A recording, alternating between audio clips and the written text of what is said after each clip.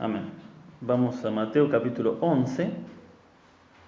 Hoy comenzamos nuevo capítulo.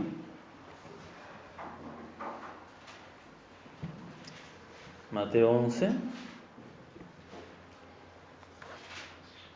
del versículo 1 al 11 vamos a leer. ¿Lo tienen?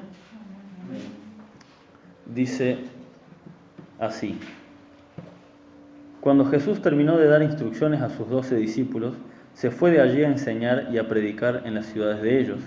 Y al oír Juan en la cárcel los hechos de Cristo, le envió 2 de sus discípulos para preguntarle: ¿Eres tú aquel que había de venir o esperaremos a otro? Respondiendo Jesús le dijo: Id y haced saber a Juan las cosas que oís y veis. Los ciegos ven, los cojos andan, los leprosos son limpiados, los sordos oyen, los muertos son resucitados, y a los pobres es anunciado el Evangelio. Y bienaventurado es el que no halle tropiezo en mí.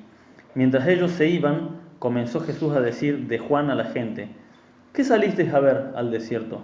¿Una caña sacudida por el viento? ¿O qué salisteis a ver? ¿Un hombre cubierto de vestiduras delicadas? He aquí, los que llevan vestiduras delicadas en la casa de los reyes están. ¿Pero qué salisteis a ver? ¿A un profeta? Sí, os digo, y más que profeta, porque este es de quien está escrito: He aquí yo envío mi mensajero delante de tu faz, el cual preparará tu camino delante de ti. De cierto os digo, entre los hombres, entre los que nacen de mujer, no se ha levantado otro mayor que Juan el Bautista. Pero el más pequeño en el reino de los cielos, mayor es que él. Amén. Hoy vamos continuando con el estudio, ¿no?, de la vida, las enseñanzas de nuestro Señor Jesucristo, según la visión del libro de Mateo. Hoy vamos a analizar la primera mitad de este pasaje que la Reina Valera titula Los mensajeros de Juan el Bautista, ¿no? ¿Lo tienen así? ¿Los que tiene la Reina Valera? Ese es el título que se le puso, Los mensajeros de Juan el Bautista. Pero bueno, vamos a ver solamente la primera parte porque es muy largo y hay mucho. De hecho, estaba analizando y ahora mientras lo leí me he dado cuenta de vuelta, se podrían sacar 2 enseñanzas solamente de todo esto. Pero bueno, como lo estamos haciendo más a modo de estudio, vamos a ir viendo paso a paso qué tiene la palabra del Señor para nosotros en esto, ¿no? Todo lo que leímos hasta el capítulo 10 completo, ¿sí? No hasta el capítulo, sino todo lo que leímos en el capítulo 10 fue, a ver si recuerdan, el llamamiento de los 12 y ¿qué más? La instrucción de los 12 y cómo los envió a predicar. El sábado pasado tuvimos al hermano Juan Aguirre, ¿no? Y él nos explicaba la diferencia entre enseñanza e instrucción. ¿Se acuerdan la diferencia? ¿Sí? Muy buena estuvo la explicación. Nunca no la entendía así realmente, pero pensaba que instrucción era precisamente una enseñanza más dedicada, ¿no? Pero no, claro, instrucción es precisamente lo que explicaba él, o sea, lo que te enseñe, cómo lo vas a saber hacer, sino practicándolo, de alguna manera, como el ejemplo que daba él me pareció perfecto de los soldados que los tenían que tirar de 3 metros de alto al piso para que yo te diga, bueno, si vos te caes de 3 metros, ponete de cierta manera, con el brazo así para que no te golpees tanto. No es lo mismo que yo te lo diga a que te tires del techo y tengas que practicarlo una y otra vez. Eso es una instrucción. Y decimos, qué brusca fue ese ejemplo. Bueno, así nos pasa en el camino del Señor. Eso es exactamente lo que el Señor hizo con los discípulos. Les enseñó, pero lo primero que les mandó a hacer, los mandó a predicar por distintos pueblos, ¿no? O sea, iban a tener que toparse con estos golpes que da la predicación. Y los estaba mandando a predicar ahí nomás, cerquita, o sea, no fue algo muy, muy complicado, fue más bien una instrucción para ellos. Eso fue precisamente la instrucción del Señor Jesús hacia ellos. Pues les enseñó, les dio la palabra, pero los mandó a enfrentar todo lo que se venía. Y seguramente, ¿qué les enseñó el Señor? ¿Qué les avisó el Señor? Que iban a tener rechazo, que los iban a echar de algunos lugares, que no los iban a recibir, que iban a perder a familiares, a padre, a madre por causa de él, que iban a perder plata por causa de él, que no iban a tener dónde apoyar la cabeza. Así que esas cosas seguramente las habrán vivido en esas semanas o meses que estuvieron predicando por Galilea, ¿no? No lo dice la palabra de Dios, pero se entiende cuando dice que los instruyó, claramente cuando vemos que los mandó a predicar, seguramente les tocó vivir este tipo de situaciones que les avisó que iban a vivir. En menor medida de lo que sería después. Luego en el libro de Hechos ya vemos que ahí empezó la, la batalla de verdad, ¿no? Ahí fue, esa parte fue terrible, pero ellos ya estaban instruidos, ¿sí? Ya estaban, me hace acordar cuando la palabra del Señor dice que toda la palabra de Dios es útil para enseñar, para redarguirse, para instruir en justicia. ¿Cómo vamos a estar, cómo vamos a saber enfrentar la vida si no estamos instruidos, si no estamos ya, que nos han pasado cosas antes para poder enfrentar cosas peores? Así que bueno, esta instrucción del Señor debe haber durado entre semanas y meses. Nosotros lo leímos en un solo capítulo, que nos llevó varias enseñanzas, pero llevó su tiempo, no fue de un día para el otro. Bien, leamos el versículo 1 de lo que acabamos de leer. Mateo 1 dice: cuando Jesús terminó de dar instrucción a sus 12 discípulos, se fue de allí a enseñar y a predicar en las ciudades de ellos. El versículo 1 empieza diciéndonos que Jesús terminó esa instrucción con ellos y recién ahí, ¿qué hizo? Siguió con su misión. ¿Recuerdan que habíamos dicho que el Señor Jesús tenía una misión? ¿Sí? ¿Cuál es la misión principal? Morir en la cruz. Pero ¿cómo iba a hacer morir en la cruz si no dejaba gente capacitada? ¿Sí? Si no se multiplicaba en el ministerio para que después de él siguieran predicando. Entonces, ¿él tenía una misión principal? Sí, vivir una vida sin pecado, morir en la cruz. Pero había algo fundamental que era enseñar a sus discípulos, dejar gente capacitada. Luego de hacer lo que tenía que hacer, recién ahí vemos que dice, cuando Jesús terminó de dar instrucción a sus 12 discípulos, se fue de allí a enseñar y a predicar. Ahí siguió con su ministerio. Esto obviamente nos deja una enseñanza ¿para quién? Para la iglesia ICE Mirador del Lago, ¿sí? Para cada congregación obviamente, pero nosotros estamos estudiando nosotros, así que ¿para quién es esta instrucción? Esta enseñanza, para nosotros. Hay algo principal, es muy importante que prediquemos, es muy importante que llevemos a cabo los ministerios, y el Señor sabrá por qué muchas de las cosas que queremos hacer todavía no se pueden dar, ¿sí? Pero hay algo más importante, ¿qué es? La enseñanza y la instrucción. Cuando a veces decimos, ¿por qué el Señor tarda tiempo a veces en mandar más hermanos o predicamos a mucha gente? ¿Cuánto le pasa? Que le hablan a la gente y la gente muchas veces termina yendo a otras congregaciones. Bueno, gloria a Dios, pero te duele un poco decir, che, pero yo le prediqué. No importa, no es tu semilla, no es tu fruto. ¿De quién es? Del Señor.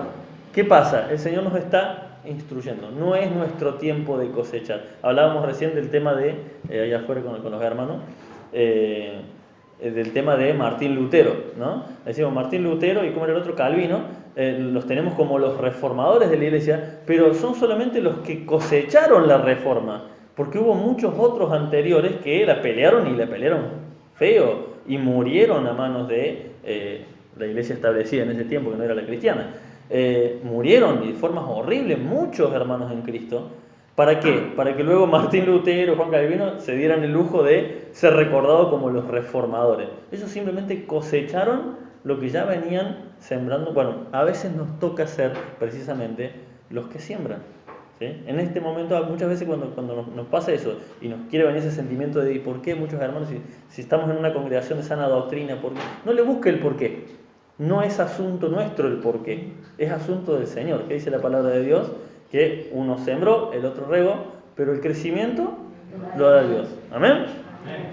Él es el dueño de la viña. Así que esa es la enseñanza del versículo 1 para la iglesia Mirador del Lago. Lo primero es la enseñanza y la instrucción. Versículos 2 y 3 leamos. Dice: al oír Juan en la cárcel los hechos de Cristo, le envió 2 de sus discípulos para preguntarle: ¿eres tú aquel que había de venir o esperaremos a otro? Quiero que retomemos un poquito porque este pasaje puede ser muy loco, muy controversial si nos damos cuenta de algo. ¿No fue Juan el Bautista el que bautizó a Jesús?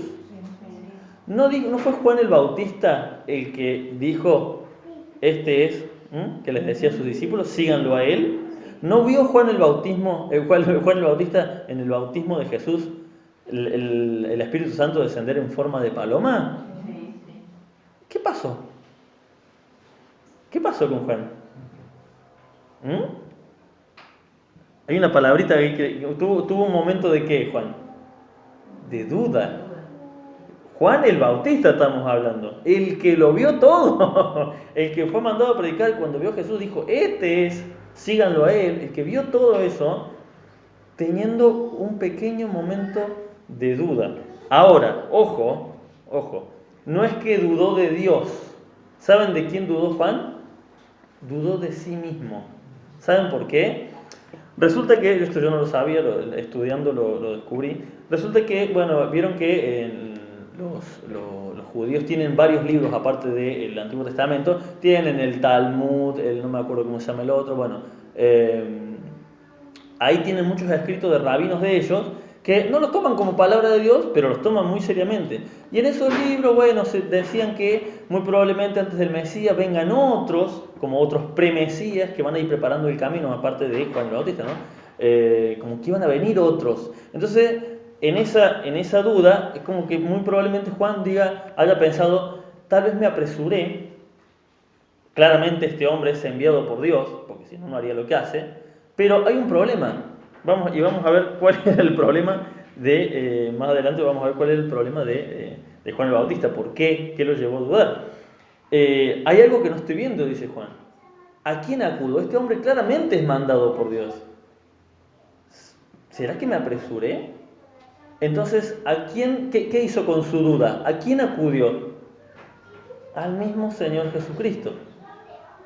Fíjense qué loco, dudaba de si era o no el Mesías, tuvo un pequeño duda, fue como, che, ¿será este? Y ahora más adelante vamos a ver por qué dudó, qué lo llevó a dudar, precisamente una duda basada en la Biblia, y eso es lo que yo siempre digo, tener una duda no es dudar de Dios, mucho ojo, podemos tener dudas, podemos tener inquietudes que no entendemos, que no sabemos, pero ¿a quién tenemos que acudir?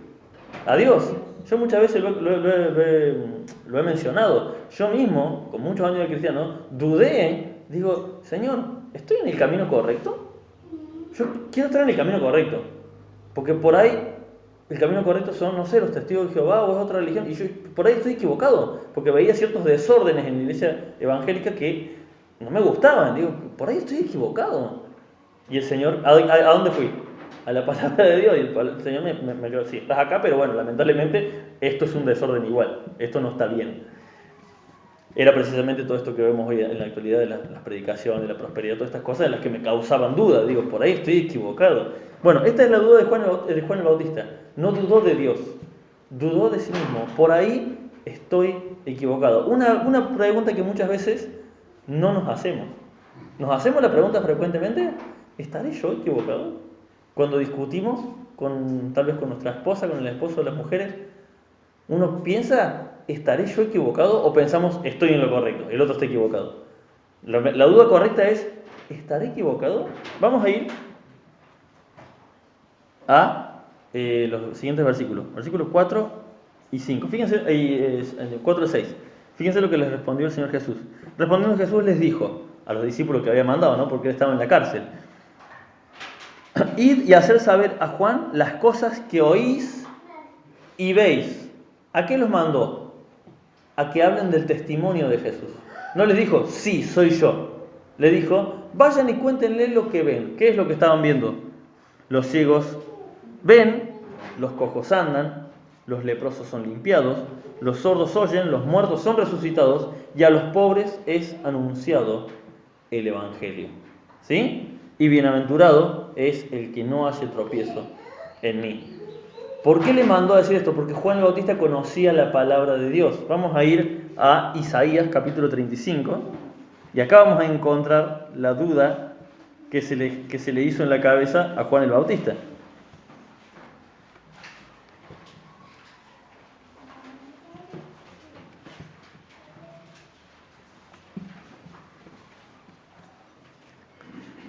Isaías 35, capítulo 35, versículos 5 y 6.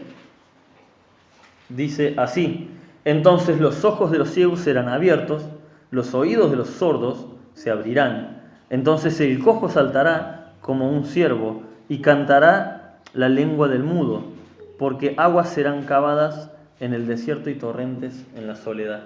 esta es la palabra que el Señor le estaba diciendo, esa palabra que dice en Isaías se está cumpliendo a mí, no solamente acá, también Isaías 61. Fíjense lo que dice.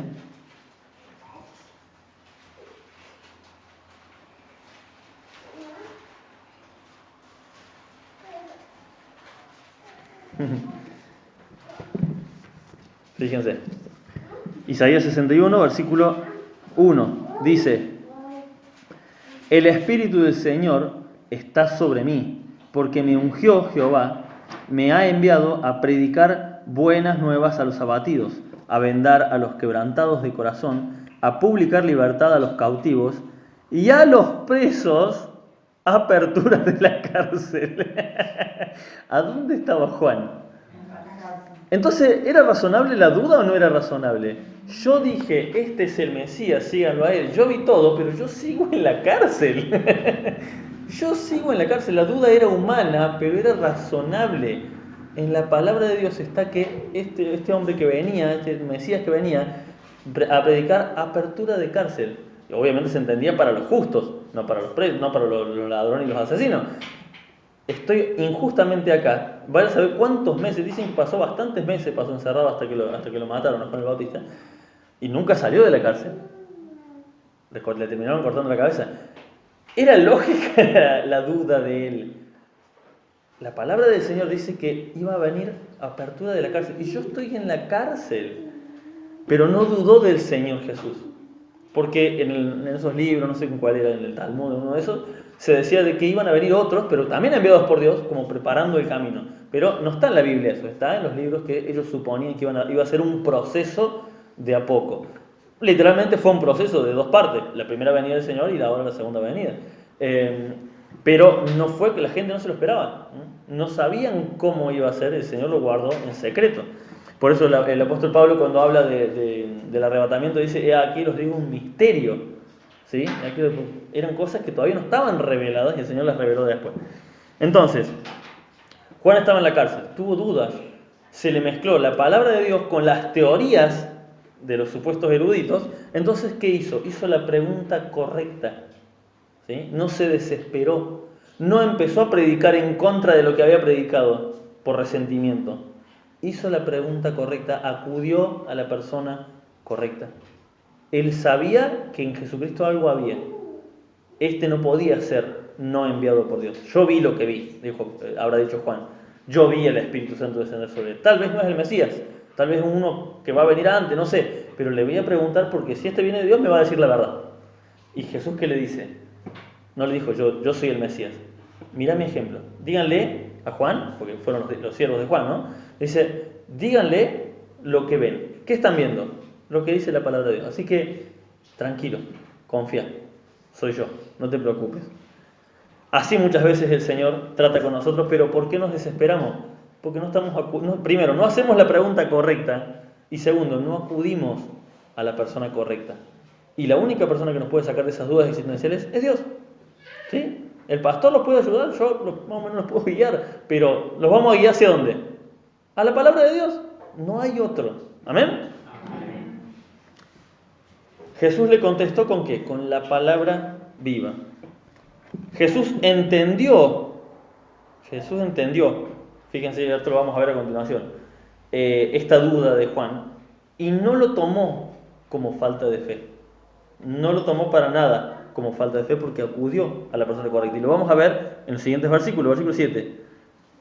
Nuevamente, estoy en Isaías, perdón. Mateo. Mateo 11, versículo 7. Fíjense. Bien, el versículo 6 dice: y bienaventurado, ese es otro pasaje también, el que no halle tropiezo en mí, ¿no? Bien, versículo 7. ¿Qué pasó? Acá el Señor Jesús estaba rodeado de sus discípulos, seguramente rodeado de gente, y vienen los discípulos de Juan a preguntarle esto. ¿Qué podía generar esto en la gente? El decir, Juan el Bautista está dudando, ¿no? Inmediatamente, ¿qué hace Jesús? Versículo 7. Mientras ellos se iban, comenzó Jesús, fíjense, antes de que se empiecen a plantear ideas, comenzó Jesús a decirle a la gente: ¿qué salisteis a ver al desierto? ¿No? ¿A qué se refería? Cuando salían a ver a Juan el Bautista. Porque Juan el Bautista no predicaba en la ciudad, predicaba en el desierto. Muy loco, él no iba a predicar a la ciudad. Él iba al desierto y la gente lo seguía. Impresionante. ¿Qué salisteis a ver al desierto? ¿Una caña sacudida por el viento? O sea, la nada misma. Hay cañas, hay palos en el medio del desierto. ¿Qué salieron a ver? ¿Eso? ¿Fueron a ver? Les dice. ¿O qué salisteis a ver? ¿A un hombre cubierto de vestiduras delicadas? Obviamente no. ¿Cómo se vestía Juan? Con pelo de camello, dice. Y comía, dice, miel silvestre, langostas, o sea, un hombre tenía una imagen que por ahí impactaba, pero en el mal sentido, ¿no? No tenía una apariencia cuidada ni nada de eso. ¿Qué saliste a ver? ¿Alguien con vestiduras? Dice, a un hombre cubierto de vestiduras delicadas. Y aquí, los que llevan vestiduras delicadas en las casas de los reyes están. O sea, claramente no salieron a ver eso. ¿Pero qué saliste a ver? ¿A un profeta? Les pregunta. Y esta es la pregunta que la respuesta es sí. Os digo, y más que profeta. Y más que profeta. Y esta parte es impresionante porque estamos en la era de los profetas, supuestamente, ¿no? Que están surgiendo por todos lados. Que obviamente es una moda ridícula. Pero ¿qué es lo que se busca? Fíjense, cuando siempre se predica de los profetas, de todos estos supuestos profetas que andan hoy en día, nunca te van a predicar de Juan el Bautista. ¿De quién hablan? De Elías, de Eliseo, de los que hicieron milagros. Pero los profetas no hacían milagros. Dios permitió por medio de algunos profetas ciertos milagros. ¿Qué milagro hizo el profeta de Jeremías? Predicar 40 años y que no se le convierta a nadie. Eso hizo Jeremías. ¿A qué ella mandó el profeta? A predicar, a decirle al pueblo, arrepiéntanse. Un verdadero profeta. Puede decir, ¿hoy en día los profetas existen? Sí, son los pastores, son los que están diciéndole arrepiéntanse. No tienen el título de profeta, pero el rol del profeta es ese. El profeta no era que, el profeta hoy en día se lo tiene como el agorero, ¿no? El que dice, vos vas a ser bendecido. Fíjense que cuando Eliseo lo llaman no me acuerdo quién es el rey, me estoy acordando ahora, pero hay un rey que lo llama Eliseo, y el rey dice, este nunca me profetiza cosas buenas. Y sí, el profeta no está para decirte que te va a ir bien. El profeta está precisamente, es la voz de alarma, porque cuando va todo bien, el Señor no te tiene que estar diciendo, che, estás haciendo las cosas mal, estás haciendo las cosas bien y listo. Date cuenta, la palabra te está hablando. Ahora, cuando estás haciendo las cosas mal, fue enviado a David el profeta Natán. ¿Es así o no es así? A los reyes el Señor mandaba a los profetas. ¿A qué los mandaba? A predicarles, a decirles, están equivocados. ¿Qué estaba haciendo Juan el Bautista? ¿Por qué es el más grande de todos los profetas Juan el Bautista? No hizo ningún milagro Juan el Bautista. Él simplemente se iba en medio del desierto y la gente se iba a escucharlo. Es una cosa de loco. Se iba a escucharlo. ¿A qué? A que les diga, están en pecado. Arrepiéntanse. Ese era el rol del profeta. Por su misericordia, Dios quiso usar ¿cómo se llama? A Elías para que descienda fuego del cielo. ¿Fue don de Elías? No, fue de Dios. Y Eliseo, ni hablar los milagros que el Señor permitió por medio de cosas. Pero ¿ese era el rol del profeta, andar haciendo milagros? No. ¿Por qué Juan el Bautista es el más grande? Porque es el más humilde. ¿Qué dice al final? Vamos al final de lo que leímos, versículo 11. De cierto os digo, entre los que nacen de mujer no ha habido otro mayor que Juan el Bautista. Pero el más pequeño en el reino de los cielos, mayor es que él. O sea, en el reino de Dios, las cosas están invertidas. No va a ser Elías el más grande profeta. El más humilde, ¿sí? Es el mayor profeta. Y vamos a continuar acá, versículo 7. Dice, bueno, mientras ellos iban, dice, ¿qué saliste a ver? Versículo 8. Versículo 9. ¿Pero qué saliste a ver? ¿A un profeta? Sí, os digo más que profeta. Porque este es de quien está escrito, he aquí yo envío mi mensajero delante de tu faz, el cual preparará tu camino delante de ti. O sea, había una profecía hablando de Juan el Bautista, ¿no? Versículo 11. De cierto os digo, entre los que nacen de mujer, entre los hombres, los mortales, no se ha levantado otro mayor que Juan el Bautista. ¿Palabras de quién? ¿Palabras de Michael? Palabras de Jesús. No hay, de entre todos los que nacieron de mujer, o sea, todos, como para que no quede duda, todos, no existe ninguno, ni Elías, ni Moisés, ninguno mayor que Juan el Bautista. Pero, fíjense esto, pero el más pequeño, el más pequeño en el reino de los cielos, mayor es que él. El más pequeño en el reino de los cielos, mayor es que él. Yo digo, ¿cómo puede ser? Lo que pasa es que Juan el Bautista, fíjense, cuando se habla en el reino de los cielos o en el reino de Dios, se empieza a hablar así a partir del Nuevo Testamento. ¿Qué pasa? Obviamente por la obra del Señor, Juan el Bautista es el último profeta del Antiguo Testamento y el primero del Nuevo Testamento. Está ahí en la bisagra. ¿Sí? El Antiguo Testamento profetizaba de él, se dio en el Nuevo Testamento, pero ¿a quién se dio? A los judíos. Pero a partir de ahí ya empezó otra era, ya no era más la era de los profetas. ¿Sí? Él fue el último. En otra parte dice el Señor Jesús, la ley y los profetas llegan hasta Juan. ¿No dice así? ¿Puede haber profetas en la actualidad? La ley, se lo repito, la ley y los profetas llegan hasta Juan. Más claro imposible, y lo dice el mismo Señor Jesucristo. ¿No? Pero, aún así dice, Él es el más pequeño comparado con lo que se viene a partir de ahora. ¿Por qué? Porque nosotros somos mucho más humildes que Juan el Bautista, me imagino, ¿no? ¿Ah? No, para nada.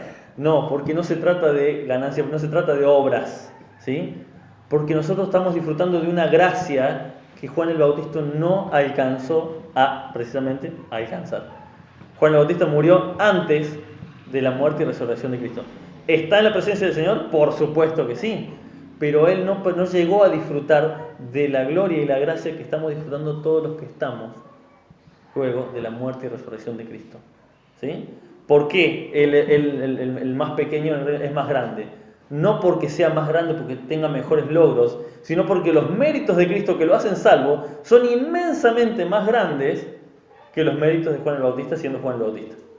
Con todo lo bueno que haya sido Juan el Bautista siendo el más grande de los profetas, nuestros méritos, todo lo que hacemos nosotros, no es nada, son los méritos de Cristo. Todos nuestros pecados son perdonados, ¿por qué? Por los méritos de Cristo. Cuando estemos en la presencia del Señor, no vas a sacar el Señor como con el juicio final que va a pasar con la gente que dice que va a sacar los libros y va a empezar a ver toda la historia de cada una de las personas. Con nosotros no va a ser así, hermanos. Nuestra condena debería ser culpable, pero cuando lleguemos enfrente del Señor, va a venir el Señor Jesús. No, mira, acá está lo que yo hice. Así que, inocente. Y fíjense, el Señor permitió que los méritos de Cristo sean para nuestra gloria. ¿Se entiende? ¿Se entiende por qué? No es porque nuestros méritos sean mayores que los de Juan, para nada. Para nada, porque dice la palabra de Dios que si fuera por las obras nadie sería salvo. Pero los méritos de Cristo hacen que el Señor nos vea, fíjense qué loco, que el Señor nos vea superiores a Juan el Bautista. No en méritos propios, sino en la gracia recibida por el Señor Jesús. Bueno, este pasaje es bastante más largo y vamos a seguir la semana que viene, pero ya acá vimos lo que sería la introducción de lo que el Señor está hablando y bueno, ya vamos a ver la semana que viene lo que sigue. El Señor les bendiga.